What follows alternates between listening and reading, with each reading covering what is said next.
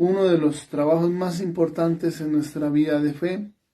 El capítulo 5 de San Mateo, el discurso del Sermón de la Montaña, nos va a decir en esos versos 43 al 48, han oído que se dijo, amarás a tu prójimo y aborrecerás a tu enemigo. Pero yo les digo, amen a sus enemigos, recen por los que los persiguen, para que sean hijos de su Padre Celestial, que hace salir su sol sobre malos y buenos, y manda la lluvia a justos e injustos. Porque si aman a los que los aman, ¿qué premio tendrán? ¿No hacen lo mismo también los publicanos? Y si saludan solo a sus hermanos, ¿qué hacen de extraordinario? ¿No hacen lo mismo también los gentiles? Por tanto, sean perfectos como su Padre Celestial es perfecto. Amar a los enemigos, amar, no solamente tolerarlos, que pase ya a su enemigo y ni lo mire. No, el Señor no dice eso. En ningún texto de la palabra dice eso, que los toleremos. No, lo que nos dice es, ámenlos. Y esa sí es la parte más difícil de toda nuestra fe, amar a los enemigos. Bien sabemos que a veces hay enemigos que son terribles y a veces son familiares, que es lo que más duele a veces, que la situación de mayor persecución viene de parte de la propia familia. Eso pasa, esa es una realidad. Pero es necesario ver que cuando el Señor nos pide esto, es por nuestro bien. Realmente es nuestra misma sanación. Es la forma de romper ataduras en nuestra misma vida, porque siendo sinceros, la parte más difícil en nuestra vida de fe es esa. Perdonar a los enemigos y mucho más cuando suceden cosas gravísimas de parte de nuestros enemigos. Porque cuando un enemigo realmente se ensaña contra nosotros, nos puede hacer muchísimo daño. Yo he acompañado muchos procesos de personas que han sufrido cosas durísimas, a veces de parte de su misma familia, como les digo, y más cuando hay herencias de por medio. Esa es una realidad. Llega a haber herencias de por medio y la familia se destruye y los que eran antes hermanos de sangre y todo se convierten en los peores enemigos. Eso ha pasado. Tanto que han habido hermanos que han matado a sus propios hermanos para quedarse con toda la herencia. Y más cuando hay mucha plata de por medio. Cuando hay muchísimo dinero de por medio, fincas, casas, alguna empresa, alguna cosa grande, mucho más. Y hay familias que efectivamente se han destruido y se han convertido en los peores enemigos unos de otros, cuando antes eran hermanos y que hasta se querían, que hacían alguna actividad juntos, un asado juntos, un paseo juntos. Después de que hay plata de por medio, la plata daña el corazón y se convierten en los peores enemigos. Eso ha pasado y pasará. Pues es nuestra historia, eso lo vemos todos los días. Y no solamente en las telenovelas. Eso se ve en muchos sitios. Y eso es muy doloroso. Es un tema complejo y bastante delicado. Pero dice el Señor, amen a sus enemigos. Recen por los que los persiguen y calumnian. Y ahí nos está dando una clave para poder cumplir ese mandamiento de amar a los enemigos. La oración. La oración es clave para poder llegar a amar a los enemigos. Porque es un milagro de Dios. O sea, que brote de nosotros espontáneamente el perdón, difícil. Que brote espontáneamente en nosotros amar a un enemigo, no es algo que nosotros veamos. No es una obra natural, no brota naturalmente. A nosotros nos hacen daño y nos da rabia, nos dan ganas de desquitarnos. Eso es lo normal, eso es lo natural. En cambio, lo sobrenatural es llegar a perdonar de verdad, llegar a amar de verdad a nuestros enemigos. Es una obra de Dios. Por eso la clave para alcanzar ese milagro es a través de la oración. Solo a través de la oración nosotros podemos alcanzar ese milagro, esa obra sobrenatural de llegar a perdonar y llegar a amar, que es la parte más difícil de nuestra fe. Recuerdo en el libro de la biografía de Santa Laura Montoya, creo que se llama ese libro, El diario de las divinas misericordias en un alma, algo así me parece que es, o en mi alma. Y en esa biografía de Santa Laura hay un regalo muy grande, es un signo para nosotros fundamental. Ella sufrió una situación muy dura cuando tenía 2 años por motivo de estas guerras a nivel de la política y la religión en esa época. Pues un enemigo político le mató al papá de Santa Laura Montoya. Y ella tenía apenas 2 años, pero mire lo que es esta mamá, mire lo que hizo la mamá de Santa Laura.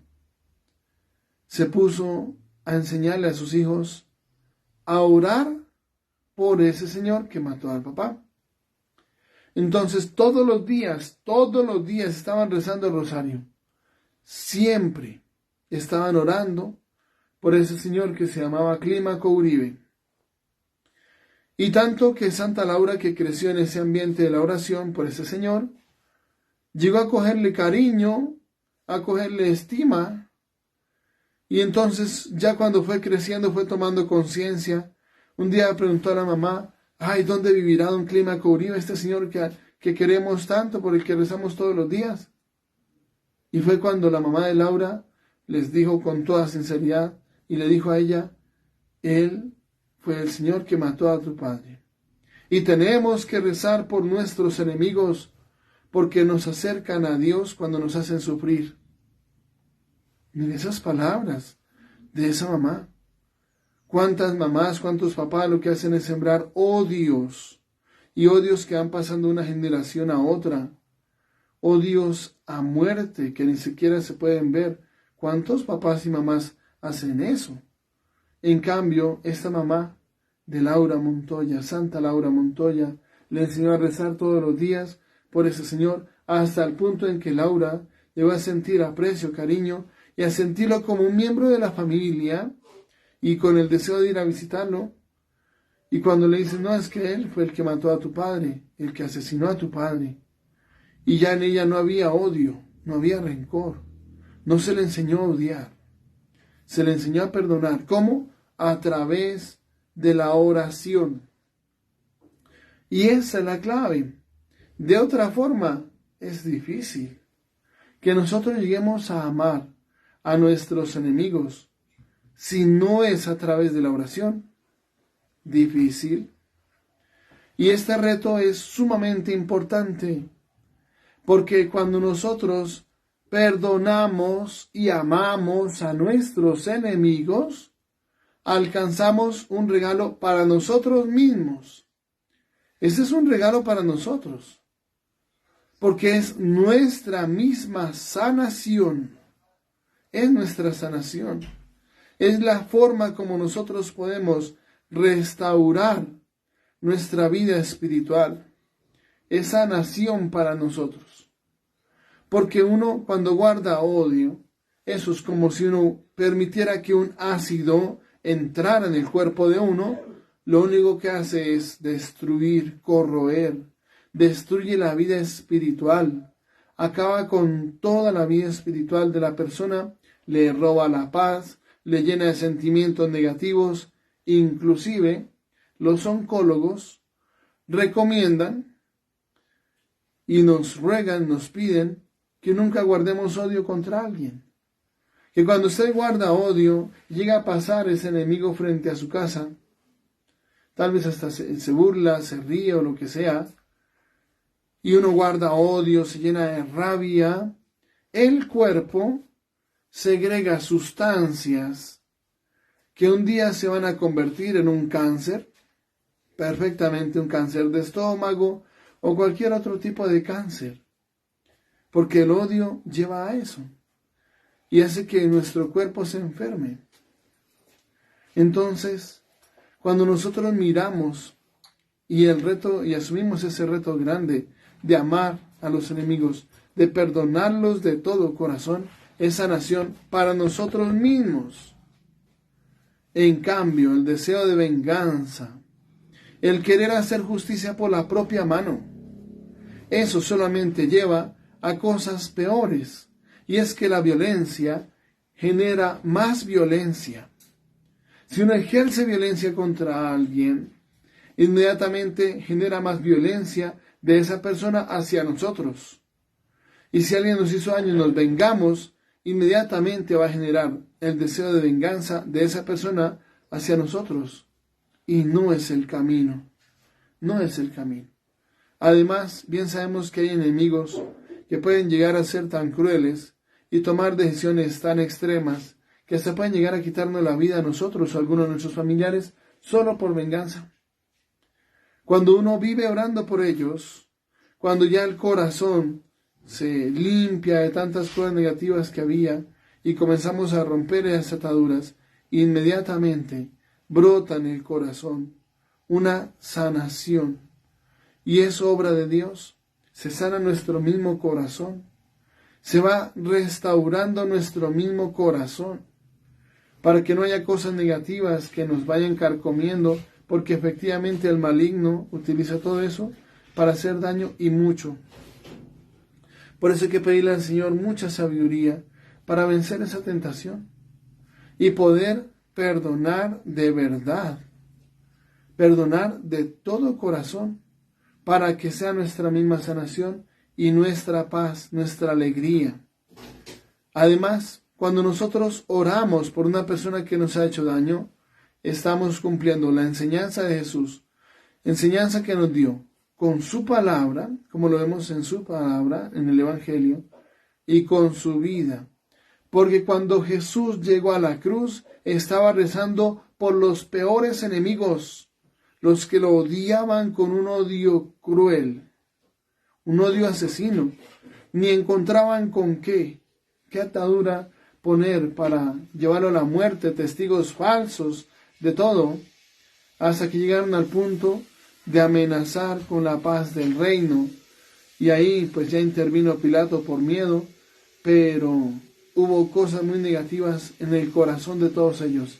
Y Jesús está rezando por ellos, por los que lo estaban crucificando. Y nadie había cambiado, nadie le estaba pidiendo perdón para decirle: Señor, perdónanos porque te llevamos a la cruz. No, más aún, estando todavía en la cruz, le gritaban, se burlaban de él y le decían: bájate de la cruz y creeremos en ti. Todo eso que estaba viviendo Jesús era muy fuerte y el odio de ellos era un odio cruel. Pero él estaba rezando por ellos, aunque ninguno le pidió perdón, ¿no? Y el único que lo defendía en la cruz fue el ladrón que se arrepintió a última hora. De resto, nadie. El dolor que tenía Jesús en su corazón era muy grande, muy grande. Primero por la maldad de los malos, pero también por la indiferencia de los buenos. Porque ellos también podrían salir a defenderlo, pero no pasó. No pasó. Nadie salió a defenderlo, y bien sabemos que los mismos apóstoles fueron los primeros que huyeron y lo abandonaron. Apenas Juan era el único que estaba ahí junto a la cruz, el más joven de todos. Un muchacho que ni lo vieron como una amenaza, porque si no lo habrían pasado también a la cruz. Pero no lo veían como una amenaza, era un muchacho muy joven. Y ahí, el único que estuvo junto a la cruz. Nadie más lo defendió, el ladrón. Nadie más, claro, ya sabían que el que defendiera a Jesús iba para la cruz también, iba a la muerte. Y si alguien estaban buscando eran a los discípulos. Por eso Pedro renegaba, maldecía, juraba que no conocía a Jesús. Renegaba, juraba y maldecía. Entonces, no era una situación fácil. Lo que había en el corazón de Jesús era durísimo. Y los tormentos que estaban infligiendo en su cuerpo eran tremendos, porque la flagelación, efectivamente, todo lo que dice la palabra se cumplió. Han metido en mi carne el arado, efectivamente, sí había un látigo, como muestra la pasión de Cristo de Mel Gibson, sí había un látigo que tenía unos ganchos en la punta y abría un hueco en la carne, quitaba la carne, era un arado en la carne. Todo eso pasó en Jesús. Todo eso sucedió. Y su flagelación fue muy cruel. La sed que sintió, nadie le dio una gota de agua. Nadie, ni por misericordia, nadie le dio una gotica de agua. Nadie. Desde la noche anterior, todo el día, hasta las 3 de la tarde que murió, nadie le dio una gota de agua. Lo único que le acercaron para beber fue la mezcla de vino y mirra, de vinagre, pero probó y no lo tomó. Y Jesús estuvo totalmente consciente. La mirra la mezclaban con vino para que fuera como una especie de sedante, como una especie de anestesia. Jesús no la tomó. Él no estaba en la cruz dopado, no. Él estaba absolutamente consciente en la cruz. Dijo 7 palabras, estando en la cruz. 7 palabras. La primera, Padre, perdónales porque no saben lo que hacen. Hasta la última, cuando dice, en tus manos encomiendo mi espíritu. Padre, en tus manos encomiendo mi espíritu, y expiró. Él no tomó esa bebida con la cual dopaban a los crucificados. No, Él estuvo sufriendo todo en carne viva hasta el último instante.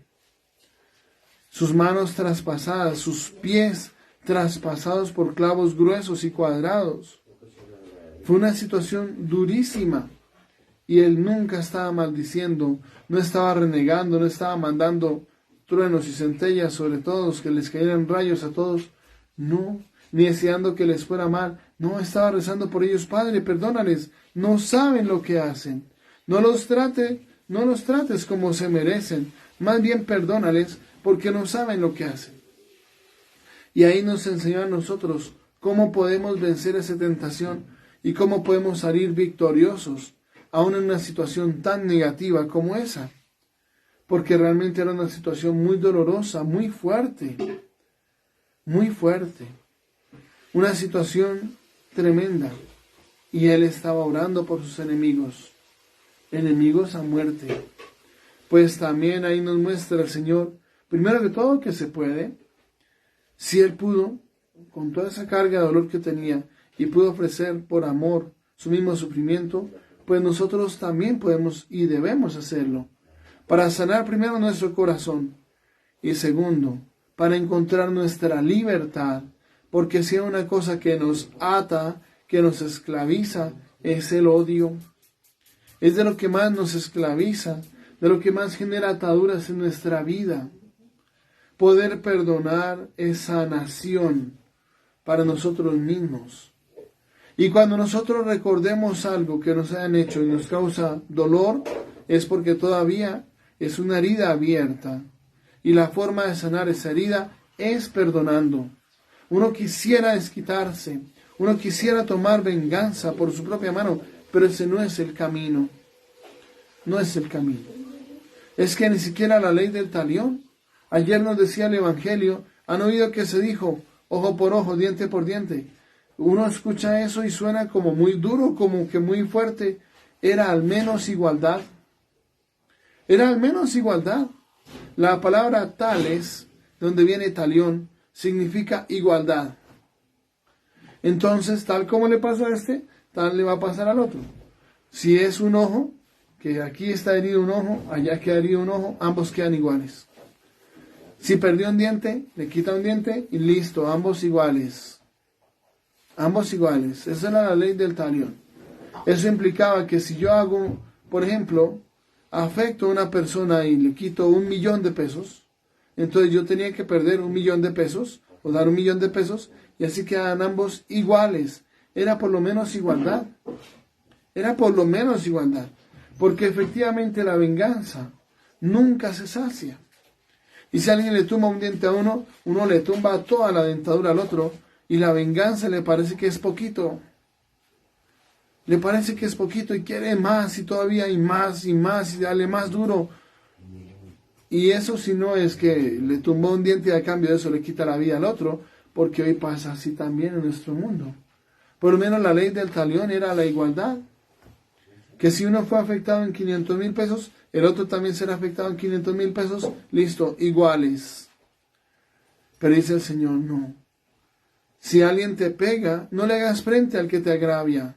Si se le llega a buscar pelea, que no encuentre con quién pelear. Para pelear siempre se necesitan dos. Que no encuentre con quién enfrentarse. No hagas frente al que te agravia. Y dice, amen a los enemigos. Ahí está la clave. Que si nos pegan en la mejilla derecha, presentemos la izquierda. Que no esté en nosotros la actitud de desquitarnos, de hacer daño. No. Todo lo contrario. De empezar un nuevo proceso. Y es el proceso según Dios. Esto es difícil. Siendo sinceros, es de las cosas más duras que hay en nuestra fe. Pero es el único camino si queremos salvarnos. No olvidemos que en el Evangelio, cuando Jesús nos enseña al Padre nuestro, nos enseña a decir, perdónanos nuestras deudas, nuestras ofensas, así como nosotros perdonamos a los que nos ofenden, a los que nos deben algo. Igualito que hemos perdonado a nuestros enemigos, a los que nos han hecho daño, asimismo, perdónanos a nosotros. Perdónanos a nosotros. Ese es el punto más importante. Y de las cosas más duras, de las cosas más difíciles para vivir, para cumplir, pero es el camino de Dios. Ese es el camino de Dios. Y todos estamos invitados a vivir ese proceso, según Dios. Ahí estará nuestra paz. Ahora, qué hermoso que cuando lleguemos al cielo, encontremos allá un grupo grande de personas. Pues nuestros enemigos, como así que en el cielo, porque en el cielo no era que lo quería ver más bien en lo más profundo de los infiernos. No, que llegue al cielo y se encuentra allá a sus enemigos que con lágrimas en los ojos le pidan perdón de corazón y le digan, gracias a su oración me salvé. Eso es de lo más grande en el cielo. Una de las más grandes alegrías en el cielo. Gracias porque por su oración me salvé. Fue por su oración que me salvé. Entonces ahí encontramos una fuente de bendición enorme, grandísima. Y es la fuente de bendición que brota de Dios. Porque es Dios el que nos pide a nosotros que entremos en ese camino. Es Dios el que espera en nosotros encontrar esa misericordia, esa bondad, para poder perdonar hasta lo imperdonable, para trabajar por la salvación de aquellos que nos han hecho tanto daño y poder encontrar ahí nuestra paz, la fuente de nuestra misma bendición. Que nuestra Madre del Cielo nos ayude en ese proceso, porque no es fácil. Que alguien llegue a decir, sí, yo perdoné muy facilito. No es fácil. Pero es el camino de Dios y es con la ayuda de Dios. Por eso es a través de la oración. De esa obra sobrenatural que se logra solamente con la oración. Perdonar y amar a los enemigos. Que nuestra Madre del Cielo nos ayude en ese proceso. Así sea.